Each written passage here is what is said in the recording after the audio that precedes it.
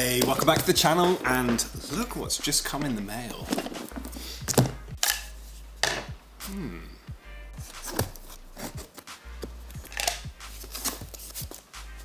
Interesting.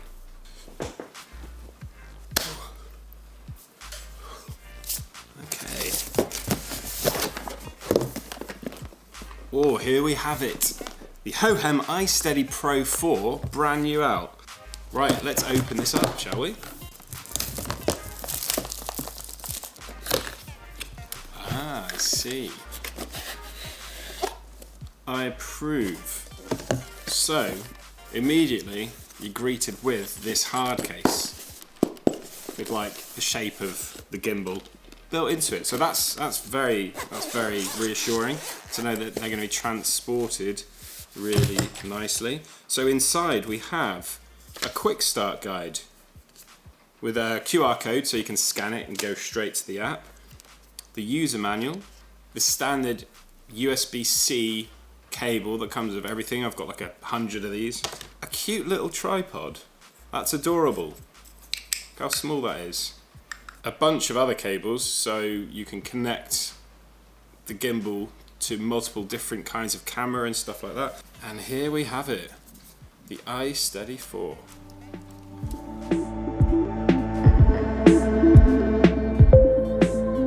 So I've had this for a couple of weeks now, so I've put it through its paces, and some of the main takeaways are as follows. As you can see, the way it's held in is with this super quick and reliable quick release system. So your camera, whatever it may be, simply slots here, and then you pull this bit round, clip it in at the back, and then it's locked in place. Now that's not coming out.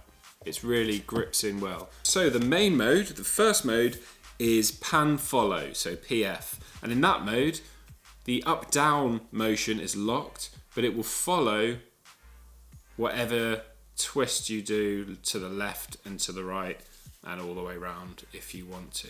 Now, all of these modes also feature a sports mode, so if you hold the trigger, they go much faster. The next mode is the pan and tilt follow, which means that it does the pan as before, but this time it also does the tilt, so the up and down. Again, if you hold the trigger, you can go super fast again if you want to.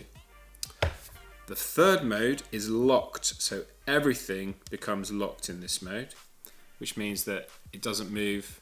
No matter what you do, it's going to stay locked on the specific position. And when you're in this mode, the joystick is still usable, so you can set it in whichever orientation you want, and then it will stay pointing in that direction. The final mode is POV, or point of view. So what you can do in that mode is act almost like it's someone's eyes, like this is someone's head. So you can be looking around corners as a head would. So this is great if you're doing like shots where maybe you're doing a shot as if it's someone's eyes and they're looking out of the bushes, and you can really animate the camera in that part.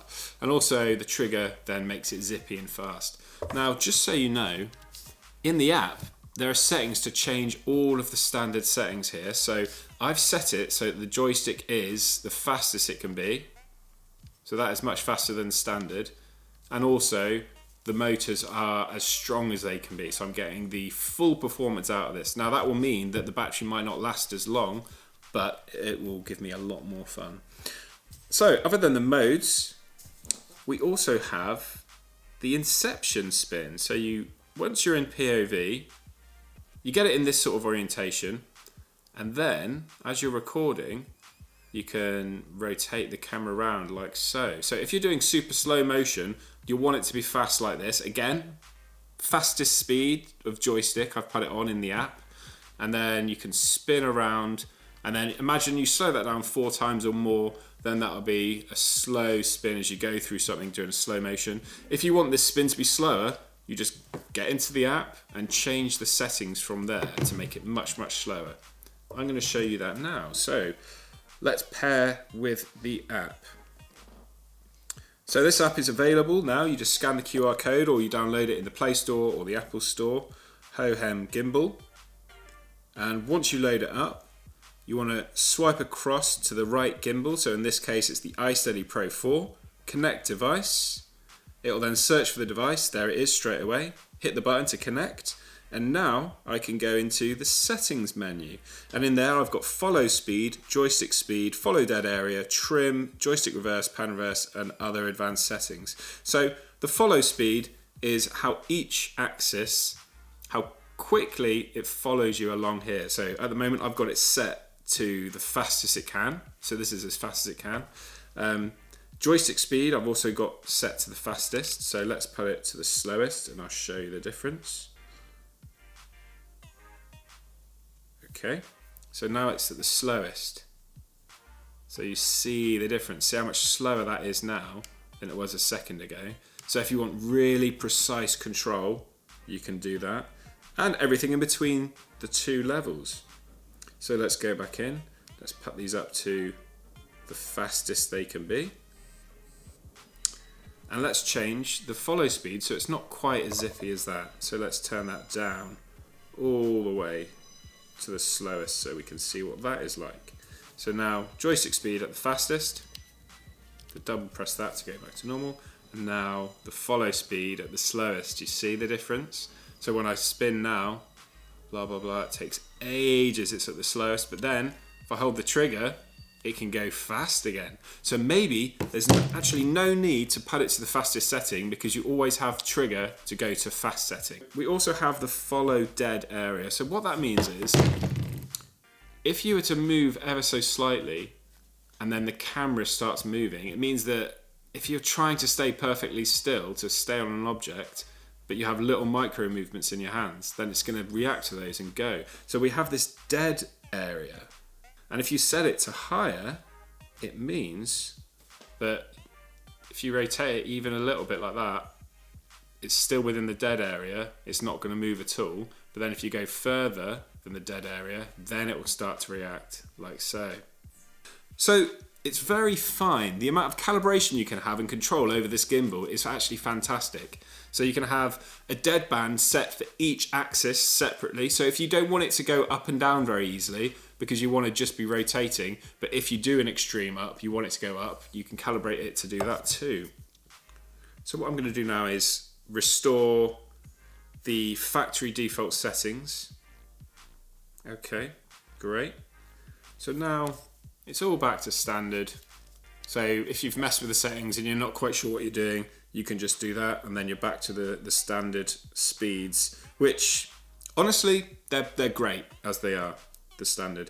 Now, if there's ever a problem, because this is designed for lots of different cameras, if this is ever out of alignment because of the weight of your camera slightly different maybe to others, then there's a little switch at the back so you can make sure this axis is set properly, so you've got the correct horizon. You can also set the trim within the app. So let's show you what that's like. So the tilt, you can trim it up and down if it's slightly off. You probably can see that moving, maybe not. And the roll. So the roll is from the side to side, so that's all the way to the right or to the left. So if you want to calibrate that and put it where you need it, that's all on the app too. Let's restore back to default. Perfect, there we go. You also have the options to reverse the tilt and pan for the joystick. So normally up will go up, but if you're someone that likes to go the other way, then when you press up, it will go down rather than up to go up. And the same left and right, you can change it so left now makes it look right, if that's better for you. And then those are simple toggle switches within the app, and then you want to change it back, you can. And then up is up, and left is left, and right is right, and the world is back to how it should be again. Now let's go to the advanced settings. In here you have the motor's torsion, so it's how strong the motors are going to operate. Now the default is 75% basically strength, but if you put it up to 100, that may not be necessary. But if you find some of the motors are struggling, you might want to up the power just so that they're operating at their full potential, but that probably will mean that there'll be less battery life if you do that. So staying in default seems to be fine for this particular camera. Now, on to the next thing. On the app again, you have control. So this is the same as the iSteady 3. You can operate from a joystick on your phone. So you can be quite far away and then you can just be like centering it up on yourself. So make sure that it's actually looking at you before you start filming, if that's what you're doing. You can also operate the shutter. You can recenter automatically, and you can change between the different modes. So to do that, you'll have to pair your camera. So I'm going to do that now. So the camera is currently off. So let's turn the camera on. And then to pair it, you're going to double press this pair button. And then you'll see the lights start to flash on the back of the gimbal. So after that, to pair it, we go in connections on the GoPro 10, connect device, and you're going to choose the remote. And once you've done that, it pairs straight away. So now it's paired, I can change modes by double tapping the shutter button on here. And that will change to night lapse, or press it again. Now it's on the video setting, so it goes to your main one. And then change to photo mode. And then if you press it a single time, it will then run the shutter, like so. Now this is on a night photo, so there we go. You can see how that was. Also, you can do it within the app. Again, I've operated the shutter from just pressing the shutter button there, and I can also change between modes, so to time-lapse mode, to video, and to night photo, all from here. And you can also change it to pan follow, all lock, POV, whichever mode you want to, along the bottom of the app there. And my favourite feature has to be the motion lapse. So with the motion lapse, you can set waypoints that the camera is going to go between. So you can start one by moving the joystick or whatever you want to do to get it in the first position. And you can also move the joystick on the app, as before. And then you hit the plus button and it will add that point and remember that point. Then you can just like move it around, like I think I want it to be like around there. Hit a plus point again, and then you can add another point where it just looks up.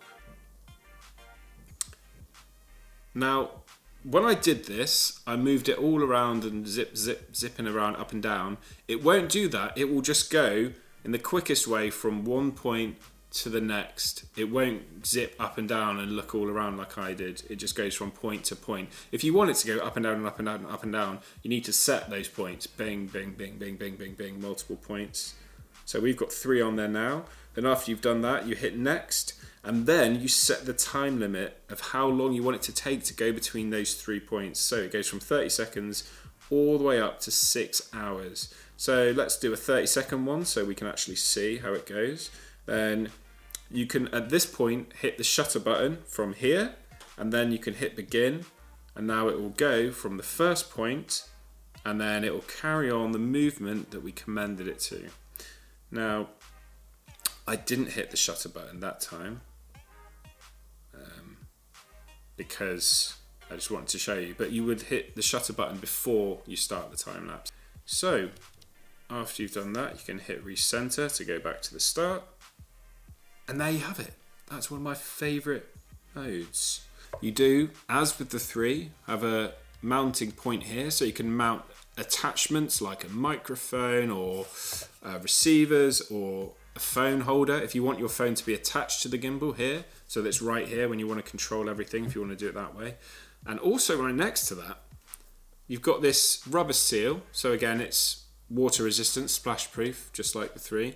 And you've got a big USB which you can plug your camera or your other USB things like your phone. If you need to charge it, you can connect it into there, so you can use the battery built in here to charge your other devices. And then you've got the port there where you would charge up the gimbal with a USB-C.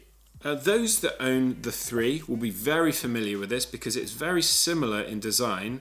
The main difference being this has all been rehashed and updated. The way you mount the camera is an improvement over the previous generation. It's quicker, there's no screws or anything like that. It's all done with this wire and stretchy thing here. So it pulls in, clips, and it's secure. Now in my usage, I've been shaking it around all sorts. It's never ever come close to coming off. It's really reliable. Tripod is cute and supportive. And even though it does seem a little narrow, it supports it perfectly well because it splays out so much. The handle It's very ergonomic, so you can see the shape of it. It fits the hand very well, and it's got this sort of texturized hard rubber on the back, so it's very grippy. Some gimbals are very small and feel a bit funny in the hand, but this one feels really great. You get some great purchase on it, and the trigger's lined up right there if you want to go into that quick, like zippy mode, the sport mode. So all in all, a fantastic gimbal, and it's great that Hohem have managed to bring the great features of the iSteady Pro 3 into the 4, so that if you have older cameras, they fit in it, and now it can fit the 9 and 10, which wasn't possible with the iSteady 3 unless you kind of forced things in and pushed it in, and that's not particularly desirable. Now there's one other feature I haven't mentioned yet, and that is utilizing the included cables to connect your camera through a port at the back here to the gimbal, so you can charge your camera whilst you're using it. Now, some of the other competitors can't do this, and this one does it very well. The only downside is that with a GoPro Hero 9 or 10, because the ports are now on the other side, to charge it, unfortunately, to use the supplied cable, you have to put your camera in the wrong way round. So when you've got your camera mounted upside down, now the cable will stretch to this area.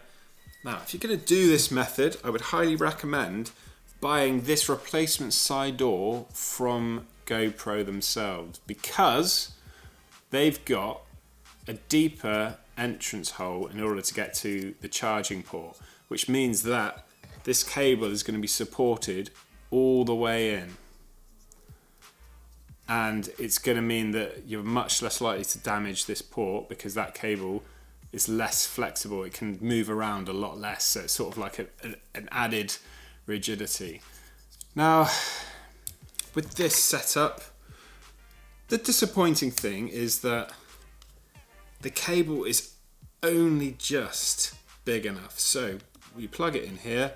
With this side door, the official GoPro side door, you get a really long GoPro cable, which I didn't know that was going to happen when I ordered it, but it's a super long cable that's probably 3 or 4 times as long as the standard GoPro USB cables that you get. Okay, so once you've got that connected, you can stretch this cable in order to plug it in here, but I mean, look at it. It's right at the limit, and that makes me feel slightly uncomfortable. I don't really want cables to stretch between 2 points, because there's going to be pressure and strain on that you don't necessarily want. I'd like to see that in future versions they maybe would include a cable that's a bit longer.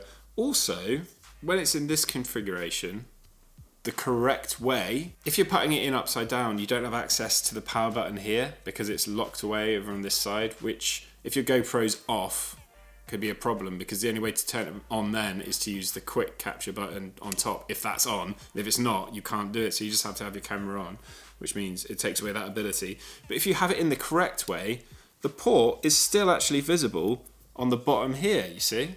So you can get to the port here with the supplied cable, but the cable isn't long enough to reach round to get into here. So if you buy yourself a longer cable, now it's the old style micro USB on one end and a USB-C on the other.